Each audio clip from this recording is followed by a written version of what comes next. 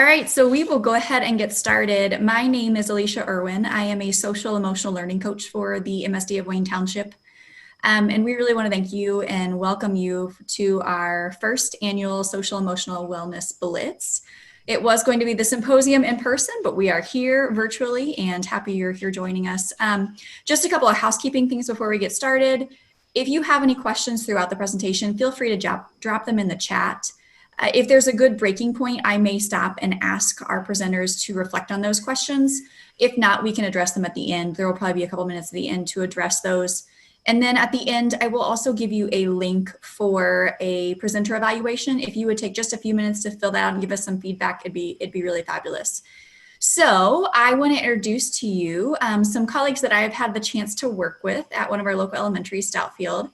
So we have Tim Wicker, the principal of Stoutfield, Aubrey Rudisell, she is a second grade teacher. And then Mark Ertel is not actually at Stoutfield, but he is partnered with Stoutfield. He works at IUPUI in downtown Indianapolis. So without further ado, I will turn it over to Mark to start our session. Hey everybody, welcome. Thanks for coming. I know you have a lot of great options, so it's exciting to see everybody here. In a second, I'm going to share my screen just so we can kind of look through. Not that we're going to do a literal read through the PowerPoint, but it'll keep some talking points. But again, I'm a faculty member in the Department of Kinesiology at IUPUI, and I have kind of worked with and collaborated and partnered with Stoutfield Elementary with Tim and Aubrey for about 3 years. So today is about how that partnership has evolved and the intentional efforts we're doing to address social and emotional learning. In a second, I would like, I'm going to try to get my screen shared if I can navigate that. And then what I would like would be for my colleagues to give a brief introduction. Can everyone see that now? Awesome, great. Okay. Okay, I'm going to try to scroll through. Okay, so quick context. If you're familiar with IUPUI, you know it's an Indiana University, Purdue University partnership. We are Indiana's premier urban research institute, and our vision and mission focus on, and this is not, we're not unique in coining these phrases. We know there's a lot of institutes of P through 16, P through 20 learning that really have civic engagement, innovative collaborations, and external partnerships. I pulled those out because I think what we're doing hits all of those and then some. And once again, I'm the chair of the department and a faculty member in the Department of Kinesiology. We have 5 majors. We focus on preparing our students within the whole age spectrum of health-related professions that focus on exercise, physical activity, and lifestyle, healthy lifestyles. We have within our own mission our ability to offer our students early and often high-impact practices, engagement in the community, and practical learning experiences. So by the time a student finishes their first or second or third year, they know if what their major they selected, if it's going to fit their needs. So I'll default to my colleagues just to give another background to their building. Yeah, so I'm fortunate to be the principal at Stoutfield Elementary, and we're pre-K to 6. We said we have 700 students, but that kind of has ranged in my time here between 650 and 750 students. It just depends. We're fairly mobile in that we may have 30% mobility or so, and so we in some years will meet 1,000 students that are different, but at any one time, right around 700 students. We are in the Mars Hill community on the Indianapolis southwest side. Our border would be Decatur to the south, but we feed into Ben Davis High School, and we're the southernmost school there. And so sometimes our community is confused at what high school is theirs because we're fairly close to multiple, but we are Ben Davis High School, wear purple. We wrote a phrase on there we use often, which is that we are committed to creating conditions of success for students. And I would say that's honestly how this partnership began is in that way. But that's what we're about, and this is one of the examples of how we've done that. And just to give a little bit of context, and then I'm going to turn it over to actually one of our Strong Schools coordinators, Aubrey But we have 4 committees in our school. The way we create those conditions is through those committees. And so we have what we call our GAP committee, which looks at the gaps that we have. They've created things like career days, summer learning programs, those kinds of things, readathons. We have a student committee, which focuses on student initiatives, and they do everything from positive behavior in school things to other items that would involve students. And then we have a community team that looks at the community of our school and how do we do those things. And then we have this 4th committee that actually just became a school committee a couple of years ago because it became such a transparent thing within our school. And that's our Strong Schools Committee. And they are committed to making sure that we give learning some legs and that we have a commitment to movement and to health in our school. And so I'm going to turn it over to Aubrey to talk a little bit about that, but also to introduce herself. So I'm Aubrey Rudisell. I teach 2nd grade at Stoutfield Elementary. So Strong Schools, where it kind of began was as a way to try to include movement in and out of the classroom. As it kind of started to develop, we realized that our in-classroom movement was really strong, and it was a piece that we felt like we had a good grasp on. And we were kind of ready to take the next step and try to have that leak over into our after school. And we were looking for a partnership, and we kind of that's how we met Mark. And then that kind of leads us into everything that we're going to talk about today. Great. Awesome. And one of the things, and I should have been evident with this at the beginning, because I don't want it to be distracting. So the background I have is of the IUPUI Campus Center. It's relatively new, and it's at night. So I just put it up there as kind of a different perspective of maybe what people have a paradigm of IUPUI and how it might look. So I think that's a really good context to how we came together, how we've programmed, and really what we've eventually done. So today, and really I want to draw back to the opening this morning, one of the more powerful keynotes I've seen in my years of coming to sessions live or on the web or a webinar. The neat thing about what we've done is we've evolved in our relationship together to kind of build toward this evidence-based practices of certain things. So really what I'd like to do is give a quick overview of, again, you now have our separate situational context. How did we come together? Why did we come together? What are we doing as we've come together? And I'd like to offer that. And at any one point today, if anyone has a question, a thought, a clarification, pop it in the chat or however we have that set up with the question and answer, and we'd love to address it. So in a nutshell, when we look at this, what did we do? This is captured in one statement and really one research question, but as simple as this might seem, it took a few years to get here. And that's the beauty of what we've done. It was an organic partnership with the best of intentions and ultimately serving students. But to build to this evidence-based programming and modeling that we have, we wanted to look at the relationship between intramural sports and social and emotional learning competence in elementary age students. But let me put a qualification on this. When I speak a little bit about intramural sports, it's using what's known as a sport education model. There's a particular programming to how we offer the intramural sports. So it's just not simply, roll off the ball, the kids have fun, play a couple games, and let's look at it. It was and that's the neat thing about this program. There's two intentioned outcomes in sport education and social and emotional learning, and we kind of bridge them together in our elementary age population. We got connected by a mutual acquaintance each of us had. We sat down and talked one summer in maybe June or July to see if we could work something out for the fall.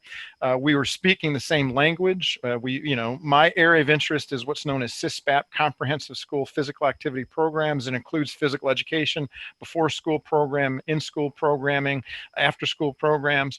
And once I started talking with both Tim and Aubrey, it was clear we really shared a lot of interests on this.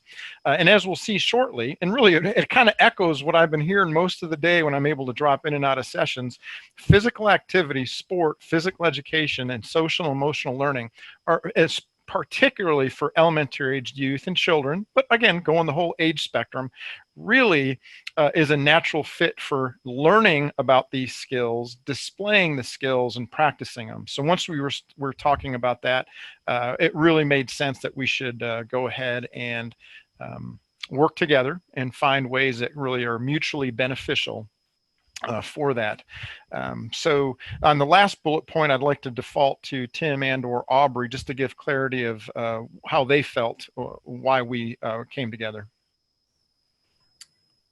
Yeah, one of the, and Aubrey will add to this, but one of the things I've told Mark that has been just a goal from the beginning, and I would say if you drove by our school on an evening that they were there afternoon, we've accomplished that, is that we sit right next to a city park, a beautiful city park that was renovated not too long ago with lots of fields and 0.7 miles of trail.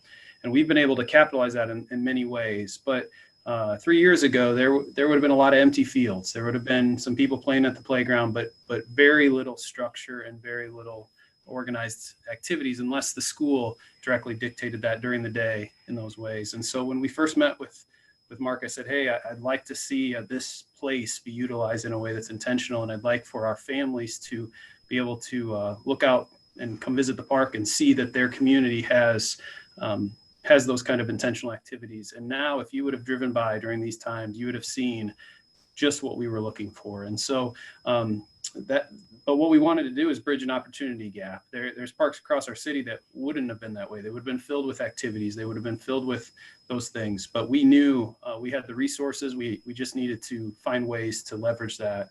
And the fact that it's happening after hours is a tribute to the partnership, because that is something that absolutely didn't happen and has just continued to grow with other partners. And so for us, it was about an opportunity gap. It was, how do we do this? And we were just really grateful to be able to find a partner that was willing to partner with that. Aubrey, is there anything you'd add to that? Really, the only thing I would add is that after school, we've always had lots of opportunities for our students to be involved.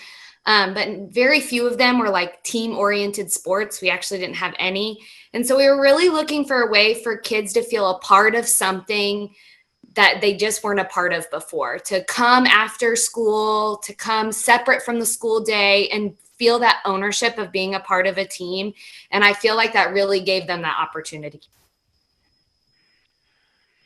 So as in building off of that, I think if you were to ask each of us independently, we knew after the first and second, third year that, this worked, it served multiple needs. But again, going back to, not to be too repetitive, but going back to the idea, are we sure it really worked and it met the goals? Can we document it? How can we best tell our story with data? Not that everything has to be data driven, but having things that are data informed really strengthen the narrative. So what we did is again, one of the years after our first 2 years of collaborating and partnering, we made a really more learning what we did on those initial years. We thought, okay, how can we really package this and be able to have data help tell and inform our story? So what we did is we did a very intentional intramural sports programming, and we layered it with some, not all, components of social and emotional learning. So here's a couple things I would like to address, because, when we talk about these interventions, it's easy to think, oh my gosh, this is not sustainable. I can't do that. It's way too big, whatever. And I just want to afford you a peek into this. This was not 5 nights a week. It was not 3 hours a day, and we had 30 people coming over. I had worked with one of my upper level, senior level courses. I was on site 100% of the time. My students were on site 100% of the time. We wanted to make a sustainable, manageable, practical, but mutually beneficial experience. So when you look at this layering of bullet points here, there's going to be a lot to consume. And we eventually landed on the 3rd and 4th grade, and I'm going to default a little bit to Aubrey in a minute about why we eventually targeted those age groups. She's a bit more eloquent and clear about why it would help that their demographic and their students a little bit more. But we had a 4-week interventional program. We met 2 afternoons a week for 1.5 hours each session. And what we did is we focused, again, I had my students, they're senior level, they're ready to go out, they've learned. And again, and this is where I would ask, and if you folks have any questions, comments, or supporting notions, I'd really ask you to afford them. We offered intramural sports using the sport education model, which I will talk about in a second. I hope others of you or whoever's listening, hopefully you've heard of that, you've employed it, you've implemented it. If not, this should be a good takeaway for all of us, along with some elements of social and emotional learning. So again, it was intentional programming. And then knowing the area I'm in, I wanted to see, comprehensive school physical activity programs. One of the outcomes, there's academic readiness, behavioral, and health. One of the health outcomes is, were the kids physically active? Did it contribute to those 60 minutes a day of moderate to vigorous physical activity? So I certainly took a look at that. Was this a worthy program that contributed that? Second of all, instead of us anecdotally saying, yeah, everyone's saying the students are more confident, communicating better, trusting, managing emotions, I searched a little bit, we searched a little bit, and we stumbled on one of the most perfectly situated assessment tools for social emotional learning that we could have. It's the DESSA Mini. It is a quick inventory that classroom multiple stakeholders can complete in 60 seconds or less. It's validated. This is a phenomenal tool. It's not a 30-minute survey that there's always going to be attrition or exhaustion or fatigue. It's a quick hit. It's built for the elementary aged youth. It's built for 4-week interventions. It's built for a pre and post modeling, and that's exactly what we did. So in a second, I'd like to talk a little bit more about the DESSA. I can share that. If you're familiar with it, great. The DESSA is a bit expansive. The Mini is kind of the reduced tool of that. The moderate to vigorous physical activity was not a part of this presentation today. I certainly have it for a different agenda and a different project a couple of our students have, but the DESSA Mini was really the biggest part of this. So we do an inventory, we do a benchmark prior to the programming, we go through our intentional program, we ask those same teachers about those same students in a post, and we'll talk a little bit about the data, because again, I think it's easy to tell these stories on anecdote and intuition, and those are very powerful, but I think once you start understanding the nuances of what's expressed in these interventions, what do students realize? That's really where we spent some time. Now, let me just quickly give you an overview. Sport education is an intentional. A lot of people with the best of thoughts offer kids youth sports programming.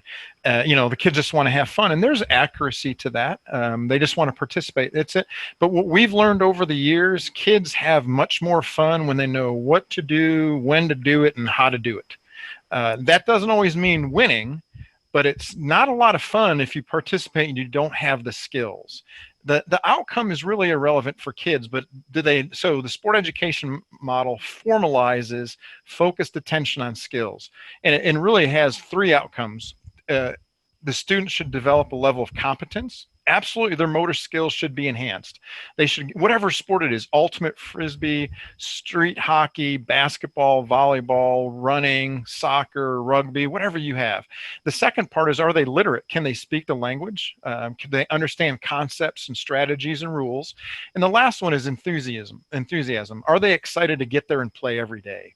Now, what happens with this, and what I want to focus on a little bit, trying to keep within the realm of this is all based on intrinsic motivation for students. It's not a script that we as the adults or the coaches or the leaders, okay, do this, do this, do this.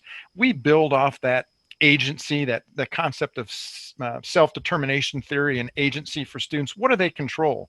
So when you look at developing competence, literacy, and enthusiasm for an activity, every week we would get at the beginning, we would, on our first night, we kind of gauge students, how they interact, how many we're going to have. Then we get them on teams, and we place them on teams based on various variables, some of them even random. But once we get them on these teams, that's the beauty of the sport education model, because once they get on a team, we don't tell them their team name, we don't tell them the team color, we don't tell them the team chant, how to make the poster. They do all of that. We give them voice and choice early and often. They come up with a team name, a team chant, the team mascot. They put it on a poster board. They all autograph the poster board. And as a result, every week from there on out, they're on the same team. So there's some pride to it. There's some accountability to it. There's relationships. And this is the beauty of it. And you go back to some of the founding concepts of the social emotional learning. What a better environment for these kids to practice identifying their own emotions, managing their emotions, trusting others, relationships. So we focused on that element of it. Get kids on a team and let's learn about a sport and compete in a healthy mindset of competition with all these things coming along for the ride. So I just wanted to, hopefully you've heard of this before. If you've not heard about it, you now have, but it's a pretty founding concept within youth development. and how you position intramural or even to some degree interscholastic sport development. It really allows them to grow as athletes and, as important and most importantly, students. So to give you an idea, if you go back to our first element about the details, an hour and a half, 2 nights a week. So we took those hour and a half, we broke it into 3 30-minute segments. We'd do a large group activity with all the participants at the beginning. Then we would have a quick introduction on that. Then we'd have the first 30-minute, second, third 30-minute, and each of them had a focus. We'd always start with the concepts of the social emotional learning. Like tonight, we're going to work on identifying your emotions. How do you feel when this happens? Or how do you communicate? Or how do you trust? Or how do you assist somebody? Or how do you help others? We would have this like life lesson, this SEL lesson at the beginning, and match it with an outcome for the sport. And we use soccer, by the way, for several reasons. As Tim mentioned earlier, the park is beautiful, phenomenal property. Playing open field games, we were able to be outside. It just made sense for several reasons to go into that realm of that team sport, and was a team sport too. So it'll really foster the elements of social emotional learning. So each of these 30 minutes segments, we would have a theme. And then at the end of this, one of the beautiful things about sport education modeling, at the end, you have this celebration.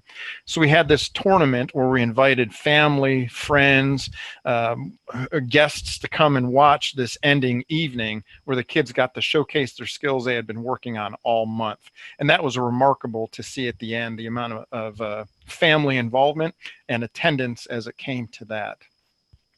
So that's a little bit of the sport education model.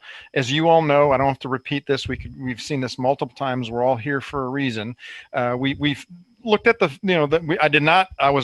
learned a lot this morning about choosing love from Scarlett. So I did not use any of those angles. I did a typical Castle 5 element wheel, and we pulled them out. And the things that we were particular on for our programming were kids aware of the emotions when you compete, work with others, learn something new. Maybe they're not particularly skilled at it, getting through. It's normal to feel these emotions. Let's be aware of them. And then the second part was, how do you manage those? How do you express your behaviors and mannerisms when you're going through those feelings and emotions?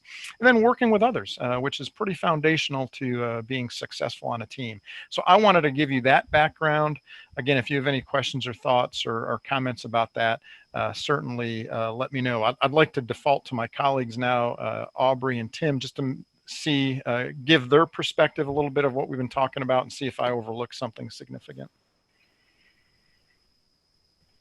Aubrey, you want to talk a little bit about how we evolved to the age group and some of those decisions? Yeah. Originally, the first year that we did this, like Mark said early on, our first year was not as data driven as we kind of ended up. It was our first kind of experiment into like, what does this look like in our community with this new partnership? And our first year, we tried to just do 5th grade. But as I said earlier, our school does have a lot of things available for students. And our 5th graders are already pretty involved in our school. And so we were having a hard time having kiddos commit to one thing. And so we had a good attendance that year, but the following year, my team and I decided that maybe we should try to invite some other grades. And we really were reflective on the kiddos that have opportunities in our building. And we felt like there was a little bit of a gap with 3rd grade. So we decided to invite 3rd and 4th graders. And I feel like it totally changed the program, because the 3rd graders were so excited and so proud to get to be a part of something that's special to Stout Field. They got to feel like they were a part of an after-school program. And it was like kind of their first experience in being like in an intermediate grade. And so I feel like that's kind of why we decided to move down the grade level a little bit. And I think that really was evident that was the right choice when we had that last practice this year where all the families came out and watched, because those kids at the end with their families watching, and they're on this team that they built this poster with, their pride in the work that they had done was evident. And not that wouldn't have been evident with older kiddos. I just feel like it was the perfect way to introduce 3rd grade into all the things that Stout Field could be. And then they get to do it again a second year and build upon those skills and kind of be leaders when they're fourth graders, which is also really neat. So that's why we decided to lower the grade a little bit and then also include 2 grades so kiddos get an opportunity to participate twice. Yeah, one of the things we've learned is that word of mouth is probably the most powerful influencer, and also just the culture and perception in the community. And so it helps that we have third and fourth graders, because we then get to keep them for 2 more years with all these things they've learned, and they become those examples. We also, we don't just foster one relationship, we've got lots of them all throughout the community. And so our 5th and 6th graders, through some of our other partnerships, had lots of opportunity, as Aubrey said. And so this was kind of a way for us to develop our leaders early and begin to help them in that way. And that I think just was huge. But it's also helpful to our K1 too, to see 3rd and 4th graders out there to say, hey, I want to be that kid. And sometimes when we have too big of a gap, when it's all the way to 5th and 6th, there's just this idea that I'm never going to be old enough. I'm never going to be able to be that kid. And so we really want to try to find those ways. And I think we've learned that throughout the time of looking at it and doing that. And 3rd and 4th graders were just the right age to be excited about it, to kind of really be okay with whatever we threw at them, whether it was whatever sport it might be. They were excited to be a part and wanted to be a part. And so I really think that that's important. And I would say it's important to contextualize it in whatever building you're in. What works in one place doesn't work everywhere. And so it might be, if you're thinking about these kind of things, that what works for you, what does that look like for you? Because it's not that. And for us, it hasn't even been the same with every program. We have to respond to that contextually. So, hopefully you've picked up on this. If not, I'll be evident now. In the background of these PowerPoint slides, I was really intentional to include pictures of the actual program, right? These are not stock photos. So let me draw your attention to this one. So as Aubrey said, the power of this last evening, you're just seeing a snapshot here of one corner of one field. We would run we'd run 3 during the typical intervention. We had them on teams. We'd run 3 fields. On the last evening, we ran 2 fields of competition, healthy competition. There's nothing. It's great to be able to win. You learn lessons if you lose, you learn about teams. So I love the competition part. If you look though in the background of this is one corner of one field, and look at the parental involvement. At one point, you looked around it, and if I did a 360 video, almost, there's certainly not every space was filled, but there was a large amount of families that are supporting it. But here's the even better part.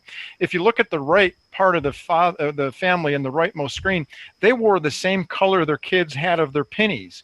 The kids were so proud of their team red color and the Red Barons that their family came, and they wore the same colored shirt. I mean, this was about as real as an athletic event as it could be. They were modeling, supporting, and the amount of one-off conversations I'm sure Aubrey and Tim and myself had over the course of that evening, when parents would go, hey, listen, I just want to say, this is the first time my daughter's had a chance to play on a team. This is awesome. We've never went to an event like this and supported our kids. There was so much intergenerational interaction and benefit from this. It's powerful of something that seemed innocuous at the beginning ended up being a true heavyweight influence and a positive factor on the growth. I mean, the pride was evident, and they were not the only family to wear it. I mean, there were families in purple. Some of their siblings brought signs, good luck, whatever. I mean, it was just fantastic to see that. So I just wanted to throw that in there as kind of an informal outcome that we had.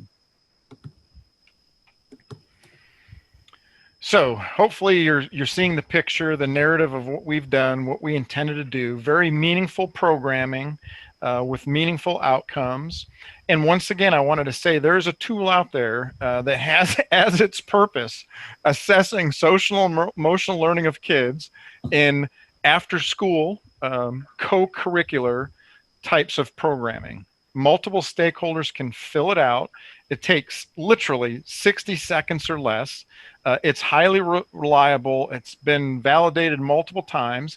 And there's just a lot of ease to it because you're looking at within group differences. You're looking at between group differences in a pre and post type of an assessment based on an intervention.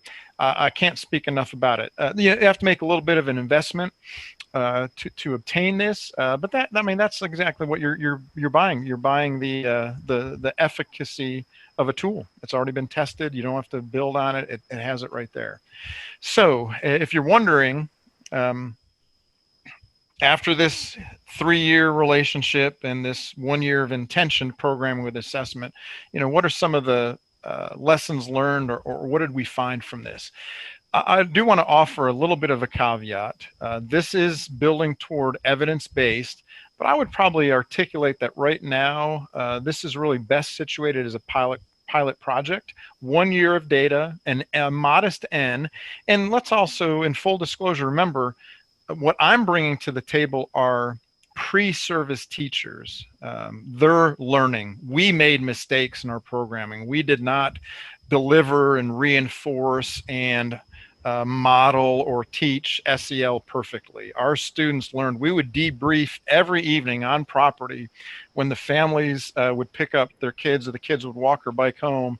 And sometimes we'd be there 10 minutes, 20 minutes, 30 minutes, and we talked about, hey, here's what went well, and boy, here's what I wasn't ready for. And it was awesome. My students got a chance to see things in real time, in real life, with a lot of true implications. So we were not perfect. It was pilot, but it was pretty clean, generally speaking. And there were some limitations. There was, we were not able to provide transportation. We were not able to provide a snack. We tried to bring water as much as we could. There wasn't a fee base. They're not getting, professional coaching, high-end sport experiences. So it's, and again, it's based on senior level pre-service teachers. Also, the stakeholder we selected that were best positioned to tell us how this 4-week intervention would go would be the home-based classroom of the participants. So the classroom teachers, the principal did not, Tim didn't do it. We didn't get families involved yet. This was based on their classroom teachers. And here's what we found. So we ended up having 43 students participate throughout our 4-week intervention in an intramural sports soccer program. 31 ended up being high fidelity, meaning they literally, if they missed one session, that was probably a lot. We had a lot of high fidelity, very enthused participants. 12 ended up being relatively low fidelity. Their attendance was, we would take attendance for several reasons. They just didn't warrant them to be in that high fidelity group. So when we look at some of the data, we could keep that, we could try to compare, certainly, but we can also keep the differences within that, look at within group differences. The boys outnumbered girls, 27-16. The high fidelity boys, when we look at boys, so again, we classroom teachers fill out the DESSA mini prior. We go on now twice a week for a month, hour and a half each session. We're going to learn about soccer using sport education. We're going to learn about social and emotional learning with these different lessons, knowledge, behavior, practice of it with feedback. The high fidelity boys increased their DESSA mini scores. They started at an 18. They ended at a 24, which is statistically significant at the highest level. This, and again, we're not going to hang our hat on a lot of, there's other things you can qualify, but within this, within group change, it was pretty phenomenal. And I think I'll default to Aubrey and Tim to talk maybe a little bit, not only about that, but maybe anecdotally or qualitatively, things that might have come out. The high fidelity girls did not demonstrate a significant change. And I think if you look at their pre-score, there's a rate of diminishing returns. They were girls at this age group were pretty competent socially and emotionally, as opposed to the boys. And there's a couple lessons in there. I don't think it diminishes anything, certainly. But I think you could make a fairly good argument that they were already at a pretty high level. And the good news, they didn't stay the same or backtrack. They even inched up even a little bit more. So they were started awesome, and now they're super awesome in their disposition and behavior. So that was pretty encouraging to see. Certainly one of the built-in controls, because again, the classroom teachers did not know who attended and had the attendance rates. So I just wanted to mention that when we start looking at this differently, you can make a pretty good argument that we had a control group and they were classroom peers that did not get this intervention and this opportunity to learn, practice, and interact and get feedback during this at the same time as their peers did. But that's another conversation. But I did want to mention, if you're looking for limitations, we certainly have them. But at some point, we'll look at between group differences and take a peek within that. Tim or Aubrey, help me out a little bit. What else should we be highlighting, and what do you recall from looking at some of this? Yeah, so one of the things I remember having a conversation about, absolutely the girls started higher in that sense. And there could be lots of reasons, right? It could be that we're guilty of some bias and seeing girls as differently than boys in that sense. And I would say statistically, our school data sometimes represents that our boys do not outperform our girls traditionally in what we have. And so we talk about that a lot as a staff. How do we do that? What's great is this is proven to be an intervention that helps that deficit for us and helps that opportunity to meet the needs of some of our boys. And so we were very encouraged by that. But we also saw that this also helps those that need the skills the most. And so we could probably be even more intentional about how we selected. We selected by saying, do you want to come and sign up? But absolutely could be more targeted in certain situations to say, hey, this would be great. But it also was a pretty mixed group, so which means we just took them all and had that together, which I think there can be value there. And Mark mentioned earlier this kind of generational approach. The coolest thing for me is that this impacted grade school kids. It also impacted college kids. It also impacted college professors. It also impacted principals and teachers, and it impacted families, grandparents. And so this was a generational endeavor, and everybody played a role. You know, our role as a school was to find kids that needed this, to encourage them to come, to help sign them out. I think got them water and snacks sometimes before they would begin. And Mark took the role of mentoring his students, but also bringing them along and encouraging them, and everything they may have lacked in experience, they made up for in enthusiasm. And they brought just an excitement that brought a mentorship that wasn't even, that's not why we had it, is to be a mentor, but they became mentors to kids, and the relationships there were huge. And so as we continue to reflect and see these things, there's these kind of collective efficacy things that just compound the strategies of what's there are part of the reason we believe that these approaches work and that they make a difference. And we know we can be more targeted, we can be more intentional, but we were just thrilled to see the data show that the things we're doing were working. Absolutely. Yeah, I just noticed the chat. And hey, Jessica, how are you doing?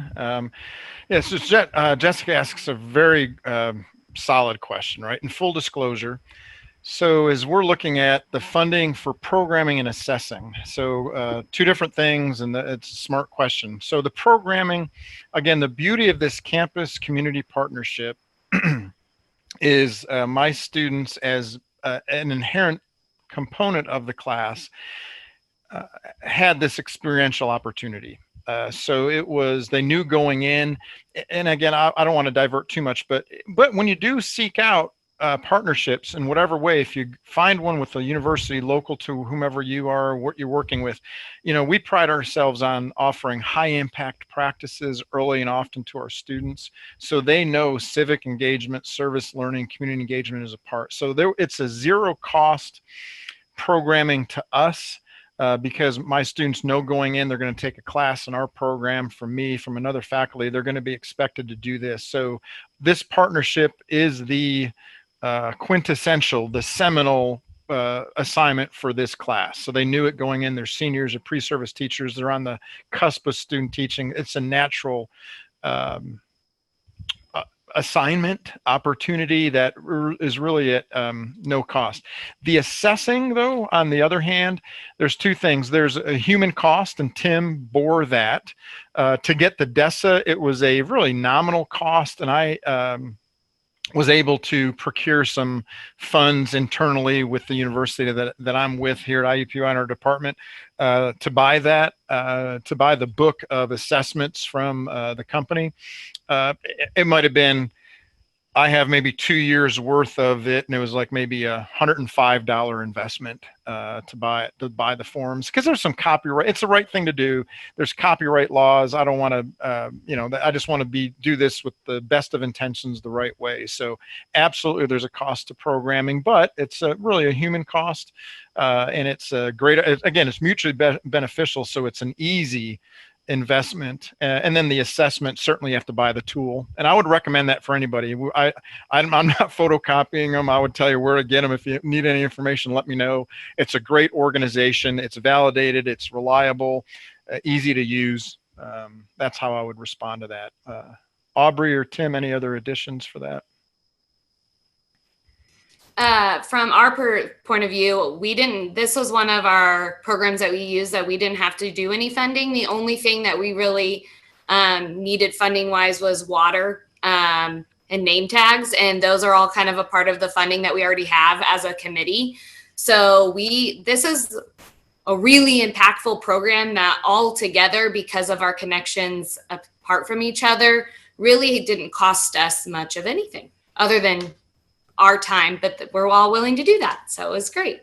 Yeah, I was going to say that, other than the fact that I have the best staff in the world and they just give up their time and don't ever see their extra time as something that should be paid, which is good because I often don't have money to pay them. But yeah, there was some sweat equity, I guess, in that sense that people did. But what was cool is our teachers loved it, because they would literally bring their lawn chair and they'd just be out there to be the school support. So we really took on the role of, it was our program. We were taking on the communication, those sides, but during the program, it was Mark's program and his kids' program. And so we just kind of took lawn chairs out. We would sit, and I know Aubrey would take papers to grade sometimes, but teachers would just be there, be visible, but they just loved watching their kids participate with a group. And so it really is, for us, has become a perfect partnership in that sense.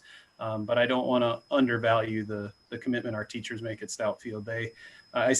We believe in creating conditions for success, and my teachers believe part of that is giving up tons of hours of time to volunteer and make a difference, because they know we can't necessarily pay them for every hour they do it, because they love their kids. So. Absolutely great. Okay, so I think we're, one last thing. I did want to mention the neat thing about this tool on the findings, what we found. Not only does it give you raw data, right? So another benefit of buying into this and using the DESSA Mini, especially within group or between group changes, is they offer percentiles and classifications, right? So you can see where they start and a percentile rank amongst their peers, right? A national sample of peers, age-related, and that you can classify their performance. So those are all powerful elements that at some point, when we keep building this and get a bit more sophisticated in some of the things that we can control, some of the limitations or reduce, not certainly eliminate them, we'll be able to develop fully. So hopefully one of the thoughts you have is, and we reflect, we debrief, we reflect, us three, Aubrey, Tim, myself, my students, we do it on our own. What did we learn this year? What have we learned all years? What are we going to do differently in the future? So one of the take-home messages I would give, because I think a lot of people have this paradigm, sometimes even my colleagues, once you say you're going to do an intervention, it's got to be 16 weeks. Got to be the full semester. It's got to be a couple hours a day. And really, and we've learned that this morning from, again, Scarlett's very powerful presentation. As long as you're targeted with your intervention and you do what you do well, you can make a difference in 4 weeks with students in this setting. That's not a gray area. I will say with some degree of certainty, a 4-week intramural sports intervention can be meaningful. Now, I would also put in quotes or maybe an asterisk if you use the sport education model. I'm not selling anything. That's not my model. I cited it earlier. It's just not throwing together sports and saying, hey, everyone have fun. Here are some teams, and you lead everything as the coach or the adult. If you use the sport education model, a 4-week intervention can absolutely have impact. And if you look at the combined efforts, we were together an hour and a half each session for 3 hours a week. 3 hours a week. And if you think about the school day, 3 hours a week in a targeted intervention spread even over a week is a lot, because there's so many things going on. So a 3-week intervention or 3 hours a week of an intervention has impact if it's intentional and you do what you should do to address these mapped outcomes together. We're going to continue this. It's a win-win-win every way around. I've not had one student ever say to me, either in person or in the course evaluation, yeah, I'm not sure really what the benefit of that was. I mean, they all leave, oh my gosh, we learned so much. I feel so ready to student teach now. They get it. They can speak the language of professionals and in-service teachers. And they also have experience they can hang their hat on. So we think this works. We both speak the same language. We'd like to expand the programming. It's a fall only right now for several reasons. It just has not been within my suite yet to get into the spring, where I'm looking at different avenues to make that happen. Because now that we know that this works, why not try to go the entire academic year? Maybe do another late fall, or maybe do a spring. You know, there's a lot of opportunities for it. So we'd like to program it. And this is really, I'll have to default to Tim and Aubrey, even though I interact, and especially that last night with some of the families, and I heard it anecdotally. I think it's time now that we could ask for the family perspective in a more formal manner. What have they learned about their children participating in this type of a program over a period of time? But once I get through the next, I'd really like to invite Tim and Aubrey to weigh in on this. You know, we have the limitations. I'd like to start addressing them and reducing them. You know, let's make this cleaner as it relates to some of the things. Make sure my students are more skilled at being consistent every day with some of the programming, so we can really do this more robust analysis of the changes. And again, I'm in a second here, I'm going to stop talking myself to hear from my colleagues. But again, we've said it multiple times. It is a win-win-win and maybe win all the way across. There's so many benefits to this. Whoops, sorry about that. So Tim and Aubrey, walk us through how you view our lessons learned. Go ahead, Aubrey. So I really think that every year that we've done this program, it's easy for us to see what our next step is. After the first year, we knew, hey, this is our next thing we want to do. And I feel like we're just keep doing that. And the family perspective has been the thing that we've been kind of talking about under the surface for the last 2 seasons we've done this. And I feel like we've achieved all of our other goals, and that's really our next best step. And I think that kind of looks like me and some of my other teammates on the Strong Schools Committee trying to sit down with our parents during some type of drop-off and just kind of asking them the same questions we were asking teachers, and seeing if parents are seeing that, noticing. What that looks like logistically, I have no idea yet, but I think that that's kind of where our brains are headed. And then one of my favorite things that I've gotten to watch and see is I presented at another conference a while back, and in that conference, one of the college students from Mark's class was in our session, and they brought up like how beneficial this was for them, and how they had never worked at like an elementary school where students didn't have a lot of exposure to these team sports or athletics just in general, and how he had to like kind of teach himself. And he learned so much about coaching athletes that don't have a lot of experience or have never played. And it was so beneficial to me to hear, as someone who organizes this, to know that my students gained so much, and they didn't even notice that this guy was learning too. That they were so professional and so willing to be there, that my kiddos had no idea that these college students aren't teachers too, or aren't coaches too. And that was probably one of my favorite experiences that have happened through all this. And just watching these kids have pride. And all of our 3rd graders this year, like, we're so excited to be in 4th grade and kind of get to do it again, but they get to be a leader, and we haven't really gotten to see that yet. And so I'm very excited to see what that looks like.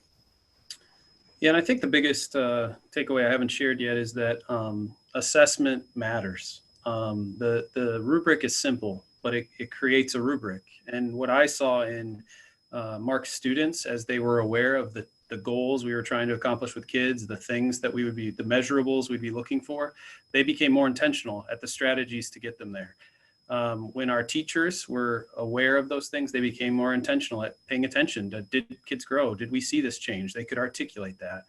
And I have to believe if we do that with parents, that parents will be more intentional. Parents, in the end, want their kids to be successful, but sometimes we don't always help them with what are those things? What are the tools we look for? And so my hope would be that if we can involve the family, that the family then begins to do that at the park together and begins to do that at home while they play games and begins to find ways to get their kids into other opportunities as they get older and see the value of that investment if they can see that. And so we're not just trying to change the now, we're trying to change the future. And we really believe that we'll do that through the family because we have some of the best families in the world. We just need to continue to give them tools to help them. And so that's truly going to be our next step. We got to figure that out along with figuring out how do we do this with COVID at some point. But we'll tackle all those things. But there's no question it's a worthwhile thing. The other challenge I would give to everybody, and I don't know everybody's role, I probably should ask that at the beginning, but depending on where you sit, the thing I appreciate so much is find yourself a Mark who is willing to play the role that he's best at. But also when he first came to meet with us, he probably had all kind of ideas of what he hoped we would do, but he didn't start there. He didn't say, hey, here's the list of commitments I need from you. It was just, yeah, it sounds like we match. Let's make a difference in the community. And then slowly he's, as Aubrey said, I think part of the reason it's been easy for us is because Mark helps us to say, hey, what if we tried this one thing? And we try that one thing. And for Aubrey as well, she'll come and say, hey, Mr. Wigard, what if we did this one thing? Could we try this? Can we get the tools to do this? And so it really is about taking that journey and trying to figure that out, but really playing the role that you get to play, whether that's creating the access, providing it, or finding ways to systematize it, whatever that is, do that well, because it takes a team to do that, and it wouldn't be without it. So I have a quick question for you all.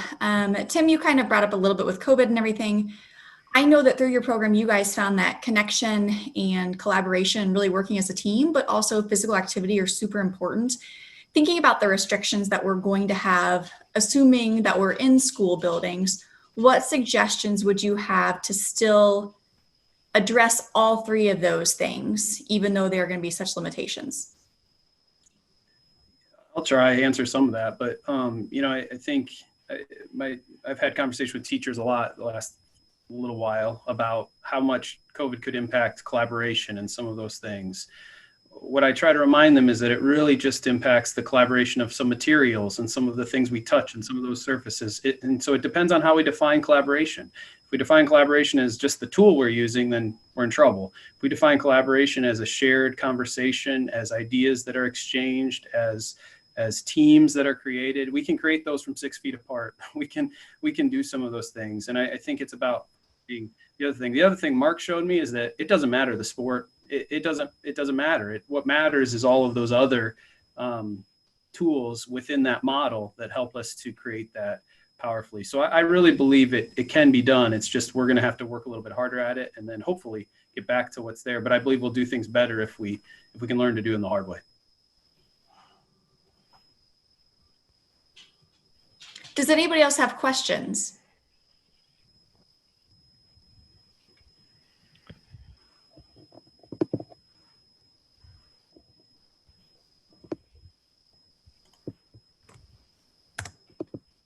Well, I have linked in the chat. I know that Mark is putting up as well, but I have linked in the chat the evaluation for the sessions. If you would take a moment to fill it out before you leave and head to your next session, we would really appreciate it.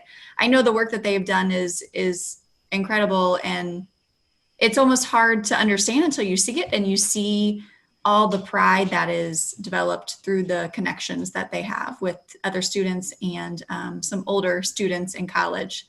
So we thank you. And if you guys have any last questions, feel free to ask or hang out. And if not, we'll see you later and head to your next session. Thanks, Alicia. Thanks, everybody. Thank you. Thanks, everyone.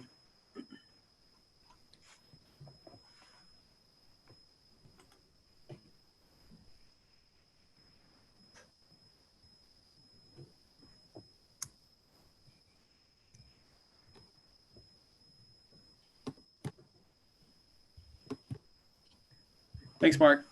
Yep. Hey, Tim and Aubrey, thanks again. And this was great. It was great to share the story. I look forward to a conversation in the next couple weeks. Yeah, I know for us today, we just as a university, well, as a campus, released our new course schedule, whether it's the duration and formatting. So we're going to take a couple days to see how that shakes out and what enrollment looks like. But once we get closer, let's keep in touch. And again, I'm teaching that class face to face, and I put in the notes that we have an off-campus partnership and the campus approved it. So I'm secure that we're able to maintain this given the COVID, but once you guys get a good feel, was it Washington Township? Their announcement kind of caught a couple people here, and we're like, but let's just see how it shakes out. But we stand ready. So whatever it takes, let me know. Absolutely. Yeah, we'll sort through some things. We got some direction about like facility use, but that doesn't apply to this program because you guys aren't doing a facility use. You're not running your own program. So I think it may just be how we frame it, because to me, it's a lot like our student teacher partnerships, which we're doing. But we'll obviously have to take lots of precautions. The good news is when did we start last year, Aubrey? It ran to fall break. Yeah. So it was like September, right? Yeah. Yeah. So I think we'll get through August and we'll evaluate it. But I thought even if not, maybe we have to push back a little bit later or do something. But it's outside. Maybe this is the first time we make it into spring. Who knows? Yeah, exactly. I'm definitely going to frame it when I ask as a student teaching partnership, but it's just a shorter time than normal. And how is that okay? How do we take precautions? Because we're going to have a bunch of student teachers in, so I don't really see it as any different than that.